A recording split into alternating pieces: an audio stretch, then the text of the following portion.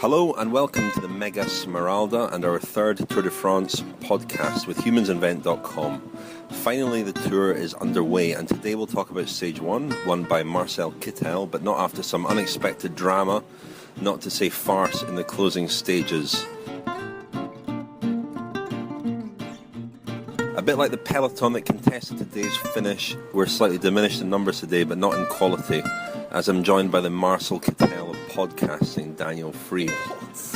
And I'm Richard Moore, and we're going to cover some of the talking points from today and play a brief interview with Sir Dave Brailsford, team principal at Team Sky, in which he discusses the team that's been selected to support the favourite, Chris Froome.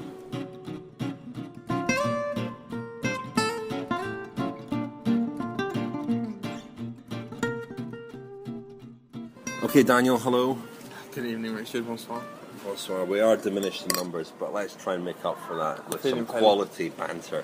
And there's lots to talk about today, but we'll get on to the bus that blocked the finish later on, because I think you've got some exclusive information on that. I'm not sure about exclusive, but... Well, it's exclusive at the moment. Yeah, By the time this podcast is broadcast, it may no longer be exclusive. Yeah. But let's paint a picture of the start today. I didn't make it to the start, unfortunately.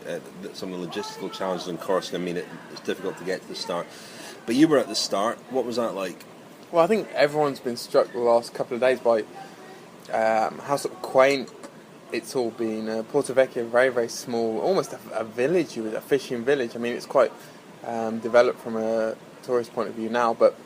And that was where the start was this morning. Not an awful lot of people, very low key. Could have been Tour of the Mediterranean. Tour of the Mediterranean. It could have been, and very easy access to all the buses. That's been a problem certainly in the last few years. Sometimes you get crowds 4 or 5 deep, even around the buses in the morning. It was very, very easy to move around and do your job this morning. It was good. It's funny, isn't it? I mean, I guess this is what they would have expected, quite a low-key Grand Départ, because it is a difficult island to get to, and I'm sure that a lot of people who want to see the tour will join up with the race on the mainland, just because it's far easier to get around. Normally on the route you see hundreds and hundreds of camper vans. Yeah. I haven't seen any at all. No, I think I saw 1 or 2 today. Jürgen Vandenbroek's family, I think, are the only people I've seen on the route. No devil. Is that right? I haven't seen him. Didn't he miss it last year because he was ill? I think you're right, actually. Yeah. But I mean, this is perhaps doesn't apply so much to the stages in Corsica because for reasons you just outlined there. But I do feel that the tour really needs we've said it many times over the last few years. I think it really needs a major French contender to, kind of up the ante in terms of the French crowds. Yeah. It was interesting, there was a big piece in L'Equipe today about Thibaut Pinot. Pretty unanimously, they did a survey of current French riders, asked maybe half a dozen of them, and pretty unanimously they all said that he has the potential to be the next French Tour winner. There have been endless next Bernard Hinaults, in the same way there have been endless Diego Maradonas in Argentine footballers, etc., etc. But there is a feeling that he certainly has the talent to do that. Then it'd be fantastic. From the public's point of view, the crowds, I'm sure, would come out in their hundreds of thousands. I mean, is there something deliberate about the fact that it is quite low-key, the 100th tour? Is there a sort of rebooting of the tour in a sense after... the Armstrong years represented took the tour into a whole different kind of sphere in terms of profile, impact, the star-studdedness around it, the glitz around it, the glamour, the Hollywood sort of flavour to it that was evident during the Armstrong years. Is there almost a deliberate kind of getting away from that, distancing from I don't think so, really. The gigantisme, they talk about the gigantisme of the tour, what's the English word for that, Rich? Gigantisme. Gigantism, I suppose, yeah. And mondialisation is another one they use a lot, isn't it? The kind of globalisation of the tour. Is French now your first language, Daniel? You're asking for translation. It might be. That's just... showboating of the highest order. Absolutely. But no, I think it's quite coincidental. I mean, this is something that they've been working on for 6 years. Prudhomme had the idea to take the tour to Corsica. It was obviously a bit of an anomaly in the tour's history, the fact that it'd never been, and let's not forget that this is part of France here. And another low-key start next year in Yorkshire. No, I think next year will be huge. I'm only joking. It will be gigantic. But the start this morning, was there anything... it's always unusual as well when the tour begins with a road stage rather than a prologue time trial, I think. There's not the same... The prologue time trial does act as a kind of curtain raiser, doesn't it? Yes. It does set the scene quite nicely. Yeah, there's certainly more ceremony about a prologue time trial than there is about a road stage. And you really feel the tension and the nerves of the riders. Today everyone seemed fairly relaxed. Some riders, the contingent riders, met with the French sports minister.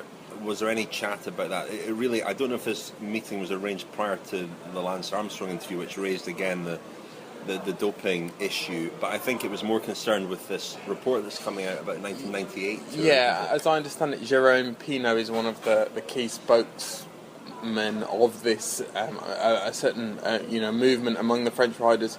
They do not want, I think at the moment, the French Senate is due to release a list of the riders who supposedly tested positive in 1998 or tested positive in retrospective tests for EPO, and that list is supposed to come out on the day of the Alpe d'Huez, the 18th of July.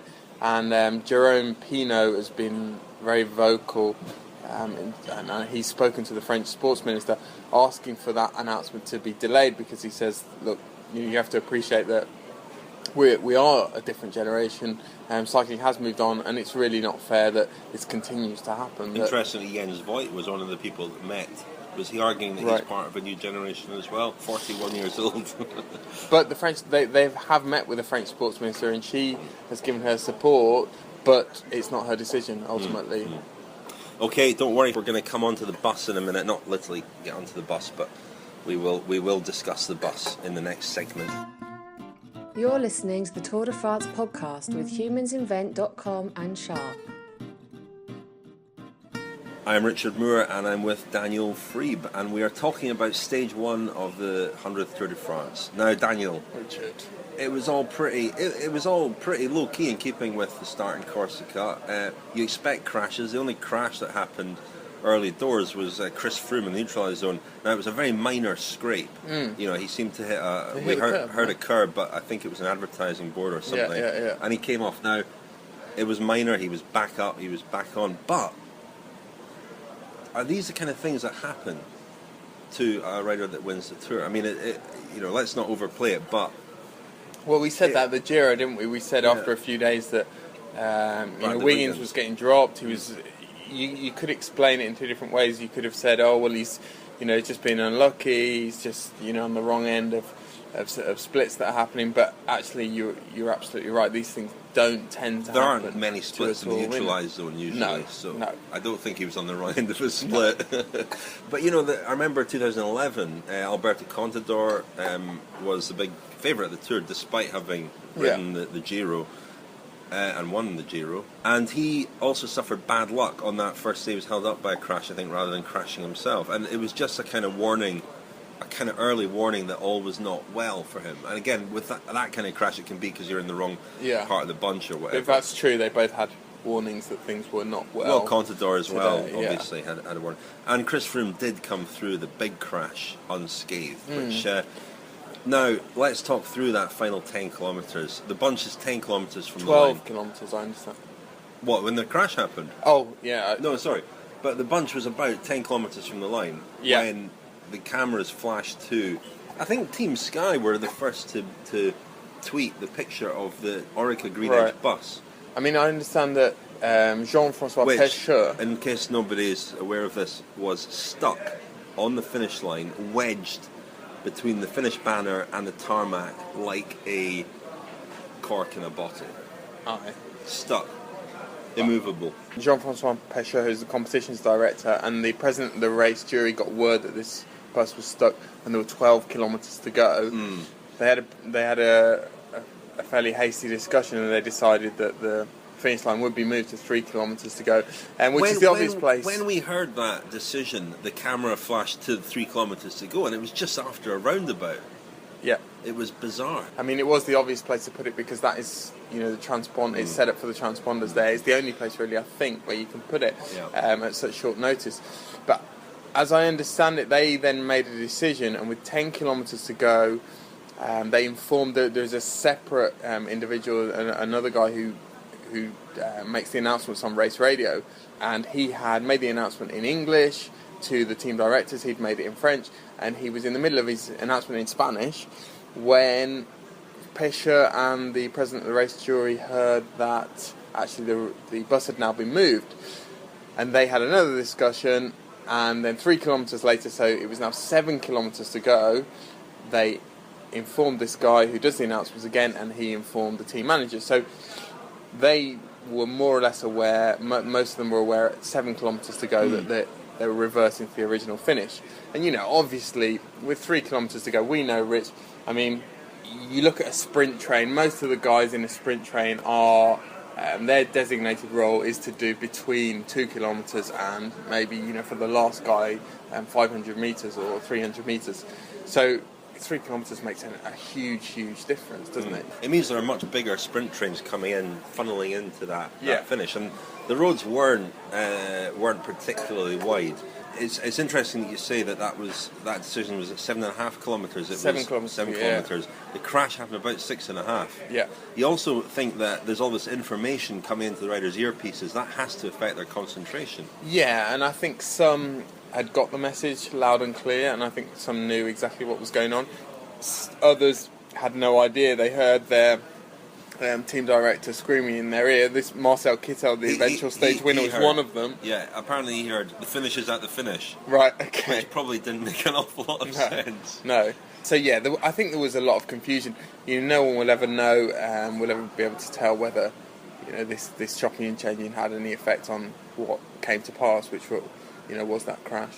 Mark Cavendish said afterwards that he felt that the chopping and changing was the cause of the crash. I think there's definitely a possibility that that's true, but at the same time, these kind of crashes are also inevitable in the first week of the Tour. It was quite surprising that there hadn't been any. Really, yeah, and we drove in on that finish today. It wasn't the most complicated finish I've seen, but it certainly wasn't, you know, the kind of wide airport runway style finishes that Jean-Marie Leblanc used to favour when he was tour director. It was more like a Giro finish, really. There were ups and downs. There were tended to be on a single lane of a road rather than spread across the 2 lanes. So it was pretty gnarly.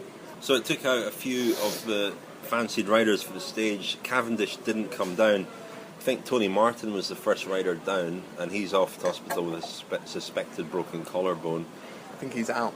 He's out, yeah. I mean, if he's got a broken collarbone, unless he's Tyler Hamilton, which I don't think he is. Happened on the same stage, wasn't it? The first proper road stage that Hamilton crashed, 2003. Yeah. But let's hope he's not Tyler Hamilton. He's out the race, which is a great pity for several reasons. It diminishes Cavendish's lead-out train. It destroys their team time trial hopes. Exactly. Yeah.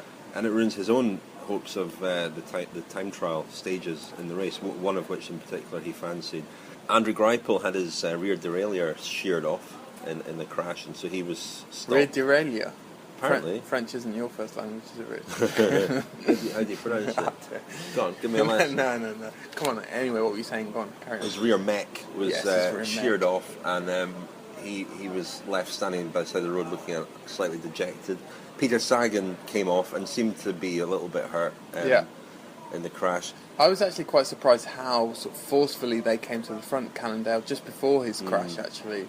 Often in major tours and when races in general these days, a kind of resignation creeps in when Cavendish is right. And certainly when, you know, the 3 teams represented throughout the day at the front of the bunch were Lotto, Argos and Omega Pharma. I think there's a general perception, general acceptance that those guys may not be on an even footing, Kittel, Greipel and Cavendish, but they're certainly... I remember, though, in 2009, when Milram had Gerald Chilak who'd left HCC to join Milram, and the first couple of stages of the Tour, they were fighting at the front, trying to assert some kind of authority. I think teams perhaps look at these first couple of stages as an effort as an opportunity, rather, to do something, send out a message and just assert some kind of authority, and if it comes off, they're the sort of chosen ones, and they're allowed that extra space on future days. I mean, and some teams also have that luxury because Cannondale don't have a whole load of other objectives. They have Moreno Moser, who's hoping to do a good first tour, but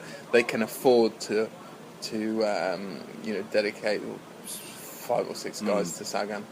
back to the bus, because the bus eventually reversed. I don't know why they didn't reverse in the first place. I think they let the tyres down to reverse they it. let the tyres down. I didn't know that. Yeah. Wow. Had the other team buses been through the finish? There was some confusion over whether that bus had not followed the proper evacuation from the course. I think they had. The problem was that, so for most of the day, the finish arch is raised to a position which is, I think, the same height as motorway bridges in France. So all team buses would have been able to pass through quite comfortably.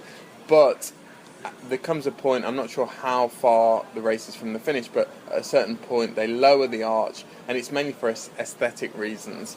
So the arch is actually in the picture on television.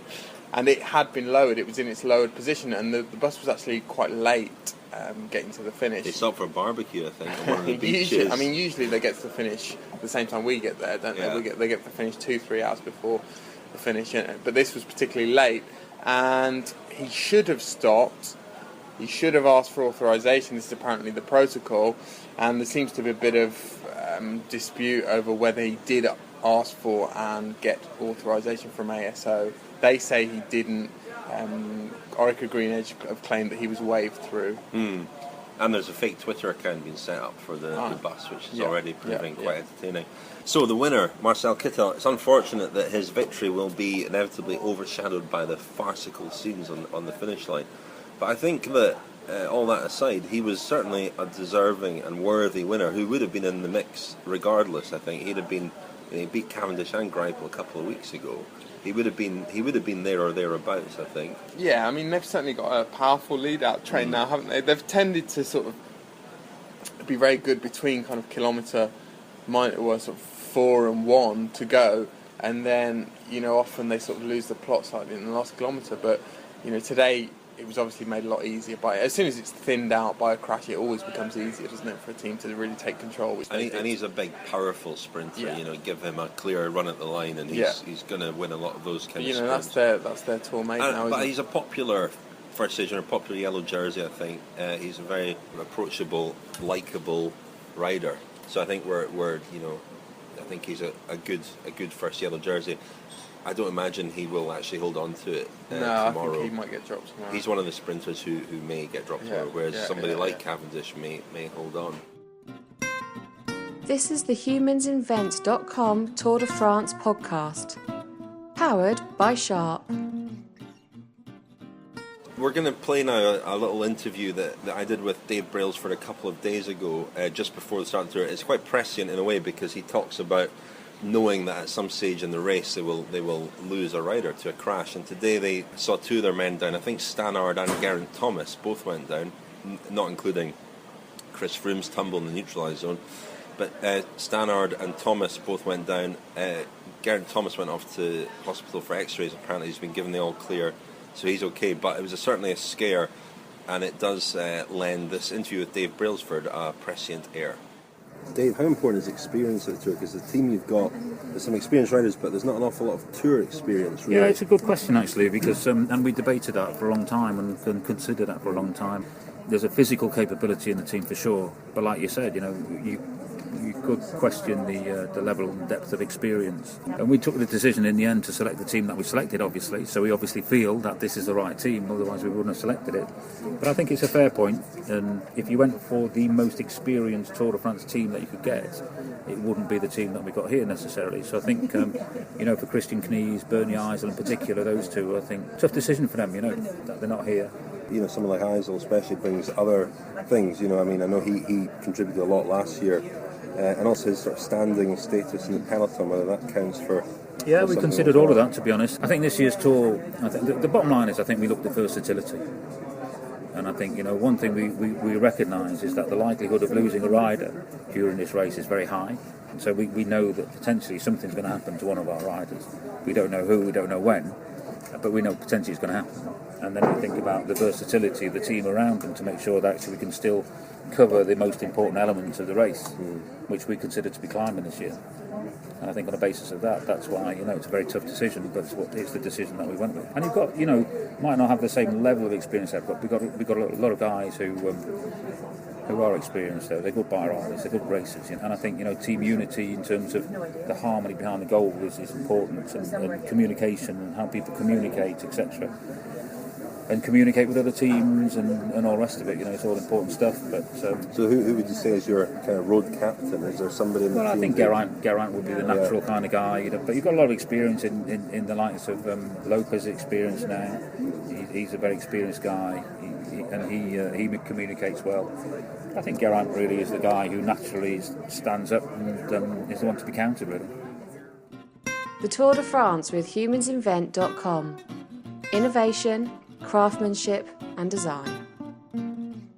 Yeah, as you heard there, you're listening to the Tour de France podcast on humansinvent.com with myself, Richard Moore, and Daniel Friebe.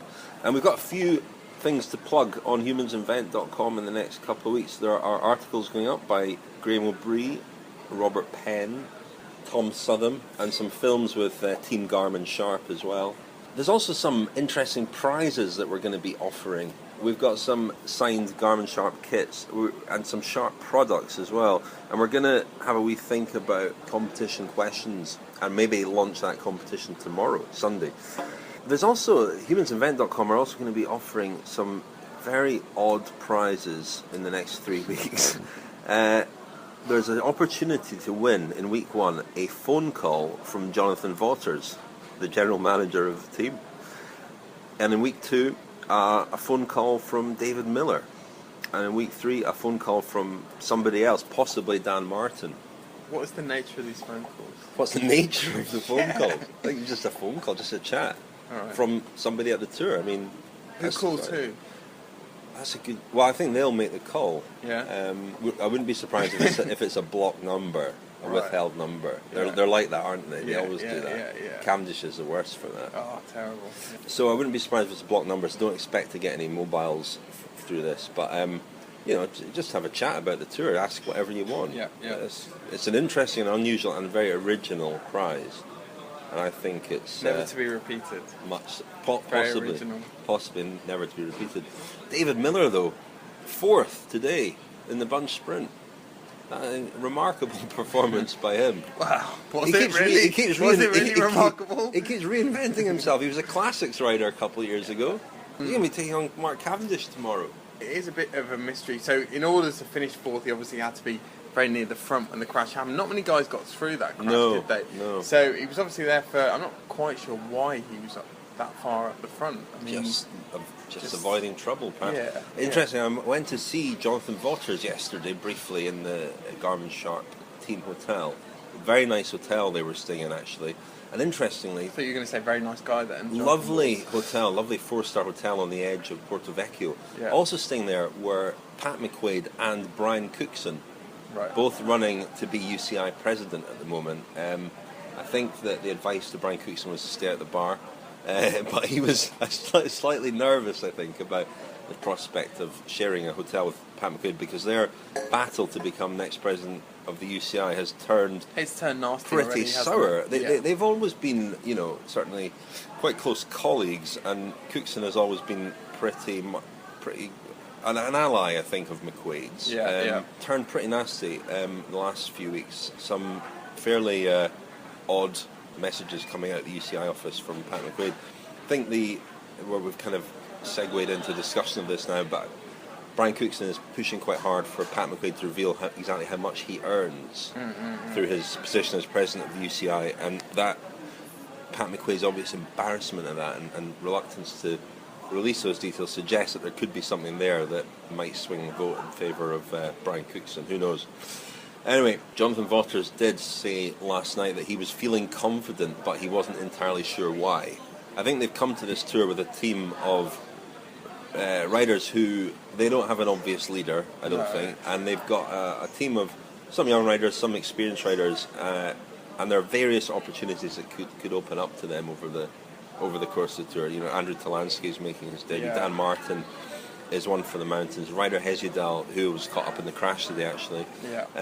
Who knows what he could be capable of here. So I think that he sees lots of different opportunities and isn't quite sure which, if any, will come off. Yeah, Hesjedal's really the forgotten man, isn't he, of the tour? Not mentioned in any previews, really. L'Equipe today did a a spread on maybe the top 6-7 contenders.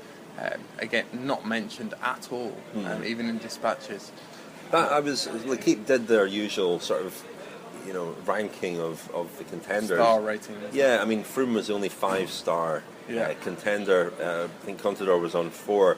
I was quite surprised at how it dropped off after those two. I mean, well, I wasn't surprised, but it kind of underlined, just how much of a pedestal those two guys are on in terms of how we're looking at how this tour will shake out. And I was quite surprised to see, I think Cadel Evans was on 2 stars and TJ Van Garderen was only on 1. I thought there was something revealing in the closing stages today. BMC did the usual thing of surging to the front as soon as there was any hint of trouble, and that is something that happens on Cadel's initiative. He's always someone who puts a lot of pressure on his domestiques to be right at the front whenever there's any sniff of any trouble. I'm not aware of Van Garderen riding in the same fashion. I think it still is Cadel very much calling the shots. He made it clear yesterday, Friday, that he was the sole leader of the team. Yeah. And it's interesting. I mean, he is 36 now, isn't he? Cadel Evans. I think we've thought he was in decline. He rode well in the Giro, but I don't think we can really think that he's a potential winner of the Tour. He was saying that his ambition was the podium, but I would have thought if I was in charge of that team, I'd be wanting to put TJ Van Garderen on the podium because he's clearly one for the future. So I'm quite surprised at that, and I think there is an element we've talked a bit about passive aggressiveness of certain other riders, and there is something a little bit strange about Cadel Evans, isn't there? I think that even more having read Charlie Wigalius's excellent. You've only just realised this. No, but it's been there was a great little episode in Charlie Wigalius's book Domestique, which is a very revealing book about life as a domestique, and he spoke about being signed by Cadel Evans' team, which was I think Silence Lotto at the time, in 2007, and he went for it. The idea was that he was to be Evans' lieutenant in the mountains, one of his key guys on the climbs, and he went for dinner with Cadel Evans and his wife Chiara. Charlie went with his wife, and Evans brought a very expensive bottle of wine along to the meal, which sat on the table all night and remained unopened over what was apparently quite an awkward dinner, and then he took the wine bottle away with him again at the end of the night. Just quite strange. Interesting that he should include that in his book.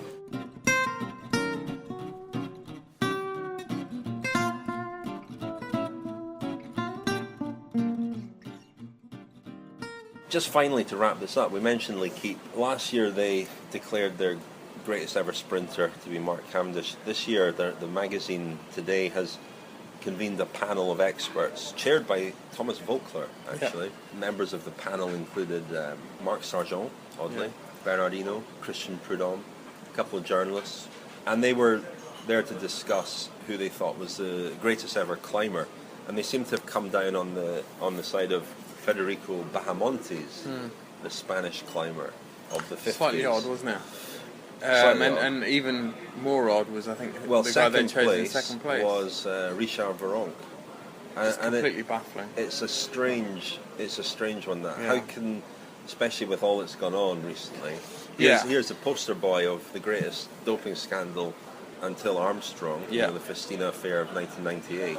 He did win the King of the Mountains lots of times, but there's no question now. But and interestingly, Bahamontes was always one of his most strident critics, wasn't he? Of Virenque. He always used to say that he wasn't the best climber in any tour, and he was just an opportunist. And a lot of Virenque's mountain points came via sprints at the top of second and third cats. He wasn't even as exciting. If we're to ignore the fact that he was a poster boy for the EPO generation, then why not Marco Pantani? Well, exactly. I mean, Pantani was a far more electrifying climber. And Charlie Gall as well. I'm quite surprised that Lucien Van Impe was in the list as well. Someone like Luis Herrera as well from the 80s was a tremendously exciting climber to watch. Just a pure climber. Ocaña was there as well. But that was a strange one, I felt. Odd sort of message to come out of the journal of the tour on the eve of the 100th tour. Very strange. Is Virenque still? I mean, he's on Eurosport, isn't he? Is he pop? Does he remain quite still popular? Still mincing about. He's fronting a an advertising campaign for Festina, isn't he, at the moment? Which I can't work out whether it's tongue-in-cheek or not. Do you think it is? I mean, Festina's re-involvement in cycling, which is obviously, a very good thing. Festina UK are also involved, but it's difficult to work out to what extent it is slightly tongue-in-cheek. And they're certainly still benefiting greatly, afraid to say, from the involvement in the scandal in 1998, because they're always, it doesn't necessarily reflect negatively on the brand, but they're constantly mentioned. Absolutely. I mean, the Festina affair, I mean, the name recognition is and it huge. doesn't reflect negatively on the brand, does it? Well, it's a bit like the Orica Green Edge bus today. I mean, what a great bit of publicity. That photograph will be beamed around the world. An awful lot more people will know about Orica Green Edge than they did before today. Yeah. And that they probably would have done by the end of the tour. Who knows? There are kind of sort of misfiring team a little bit, aren't they, Orica Green Edge? Yeah, they really need a good tour, and I don't necessarily think they're going to have one. It's not a great omen. Wasn't a great omen today. No, and Matt Goss, totally independently of that. When will he be famous? Well, when will he be famous? But he came a bit of a cropper in the closing stages. But they have a problem with their two main riders. Certainly, their main earners are Gerrans and Goss, and both of them are extremely good riders, but not necessarily the best at what they do, their particular speciality. In Gerrans' case, a kind of puncher, very good on the short, steep climbs, but probably not as fast as Peter Sagan. No, not as good on difficult finishes as Philippe Gilbert. Gerrans isn't so much one for Monday, which is quite a tough stage, and will favour those kind of riders as an opportunist when on a transition stage later in the tour. I don't think we'll see him contesting. And it's hard to see what Goss is going to get out of this tour, because he's perhaps the 5th or 6th fastest sprinter in the race, and he's not any climb that he gets over, and guys like Kittel and Greipel don't. But Sagan will also get over, and I would argue that Sagan is probably the faster finisher now. So.